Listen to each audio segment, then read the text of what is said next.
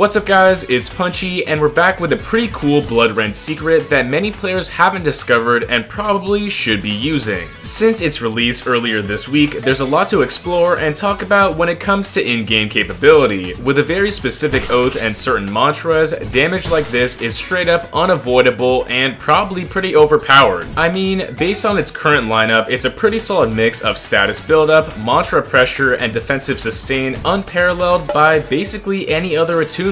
In some of these areas it excels, that's for sure, but it kinda falls flat for mobility. Regardless, Blood can be one of the strongest options for straight up unparalleled block breaking damage and build shutdown. For starters, it's worth mentioning that Bloodrend released with a lot of block pressure and posture limiters, but it didn't really have anything that instantly destroyed blocks. At specific mantra levels, every other attunement has options that can work, but Blood makes up for this deficiency with other interesting tools. Compared to any other element, this attunement does the most off a single guard break, which can be broken quite easily with some feints. There's one in particular that's probably the best. Let's break the game entirely with Hemorrhaging Blow. The talent says block breaking enemies with a blood mantra shuts down all of their active healing, converting it into damage for about 8 seconds. So what exactly does this mean? Based on its current performance, passive healing from base regeneration or running around with Conditioned Runner isn't gonna hurt players after they get stunned, but active healing is a little bit different. For instance, if a player spits, that's gonna hurt them instead. Using a bloodless attack of course reflects that damage, and even the vampirism enchant hurts them in the process. Specifically for vampirism, you can't even attack effectively for about 8 seconds, and that's crazy. Of course, they can still deal damage with the attacks, but that healing, it's gonna hurt them. Also, Hemorrhaging Blow comes into play if other people heal you, especially your enemy. Abusing Reinforce and its green grant support, we can instantly provide health to our enemy, and that will hurt them even further while buffing ourselves. Using the Oath Fade Trimmer elevates our damage substantially as we spray players with Revitalizing Hairspray. Both forms of healing and even more can stack on top and happen back to back to back, and it's unavoidable every single time. There is absolutely no way for an enemy to deny healing from the user, so they're losing health in every situation. Seriously though, this is just the starting point. With other blood guard break talents, we can poison them further with Hemolytic Transfusion, restore blood, and gain temp HP with the Scarlet Donor Path, and if you really want to destroy people, you can stack damage on top with Embolism. There's nothing more powerful in Deepwoken than unavoidable damage, and with Fade Trimmer Bloodrend, this is the best we're gonna get. So try this out for yourself and experiment further, because this is just where Blood gets started. Right now, make sure to like and subscribe for even more content like this, and thanks again. It's punchin' time.